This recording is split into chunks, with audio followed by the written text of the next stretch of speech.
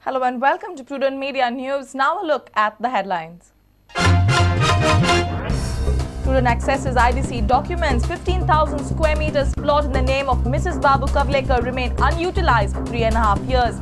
IDC under Kavlekar allowed transfer order of the plot within 5 days. Did not act against Kavlekar for non-utilization. Election notification by mid-Jan. CEC meets Goan political party representatives in Delhi. Election expenditure campaigning norms top the agenda.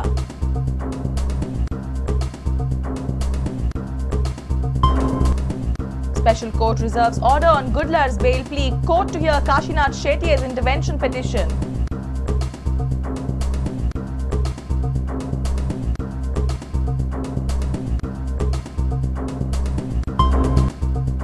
Justice Shah says no fixed time frame to submit report. Panel revisits some minds.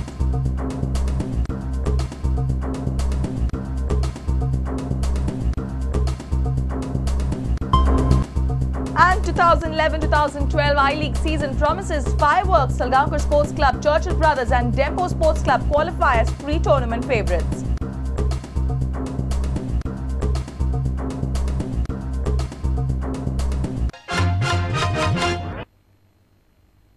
And now the news in detail. Prudent has got access to documents exposing Babu Kavlekar's favoritism while allotting IDC plots. Documents have revealed that IDC allowed wife of Babu Kavlekar, Savitri Kavlekar, to keep a 15,000 square meters of plot unutilized for 3.5 years. In addition, IDC facilitated transfer of the plot to another company within 5 days. The same IDC which reverted back plots of some companies for not starting production in 2 years did not act a bit in Kavlekar's case. A Prudent Media explosive.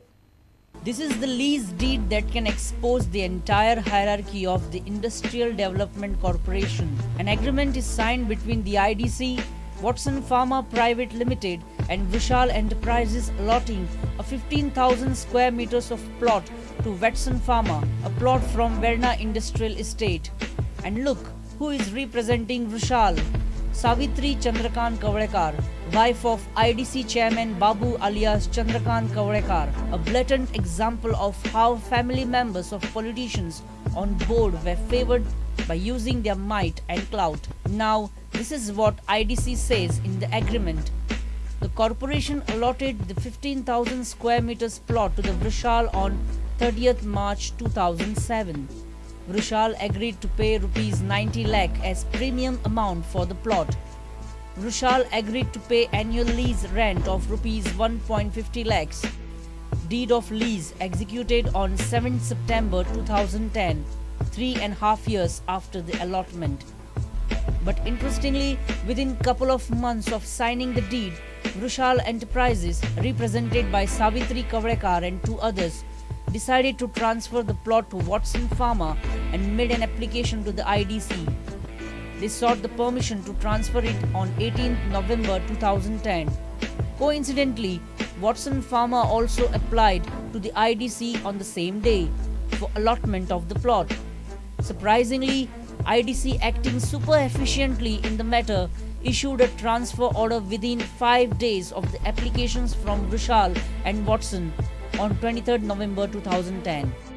More importantly, Savitri Kavlekar and others kept the 15,000 square meters of plot idle for more than 3 years. They started construction of a small shed at measuring 100 square meters on the plot, but never completed it. When they applied for the transfer, as per the IDC, the shed was still under construction. There are examples when the IDC has revoked back plots of companies for not starting operations within 2 years. But in this case, everyone just turned a blind eye to the prime idol property. That is where Babu Kavrekar, the chairman of IDC and husband of Savitri, needs to answer. Why deed of lease with Vrushal was executed 3.5 years after the allotment of the plot? Why was a plot at measuring 15,000 square meters was allotted to Savitri Kavrekar and others when they intended to construct on only 100 square meters? Why were no question asked to Savitri Kavrekar and others for keeping the plot idle for more than 3.5 years?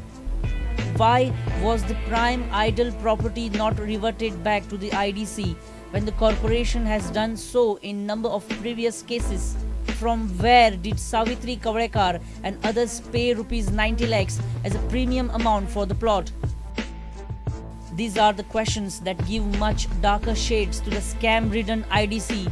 Sources say that this is just one example among many, where favoritism was done, properties were kept idle, and genuine entrepreneurs were denied much needed assistance.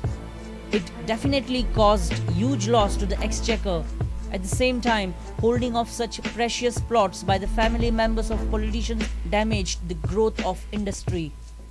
We tried to contact Babu Kavrekar till late evening, but he was not available for comments. Bureau Report, Prudent Media. State Assembly election might be declared after 31st December. Sources claim that election notification might be out in the second week of January. This issue was discussed during a meeting of Central Election Commission and representatives of Goan political parties in Delhi. Candidates will have to open their personal accounts for election expenditure, and a videographer will continuously follow each candidate. Central Election Commission and representatives of Goan political parties held a day-long meeting at Delhi on Monday. Representatives were briefed and trained on how to keep a vigil on election expenditure by a candidate. Sources claim that election might happen in the last week of February. Election Commission officials have informed that the dates may be formally out after 31st December. Prior to that, electoral roll will be revised and notification might come out in the mid-January. Political parties wanted a rise in the limit of election expenditure from 8 lakhs to 15 lakhs, but the Commission refused any such consideration. Election Commission has decided to keep a strict vigil during the forthcoming election. Every candidate will have to open an independent account in a bank. A videographer will be deputed after every candidate during campaigning. Commission will minutely scan all the details of election expenditure. Candidate will have to post all details of expenditure on Commission's website. Our senior reporter from Panji, Rakesh Kanolkar. It's time for a short break. Stay tuned.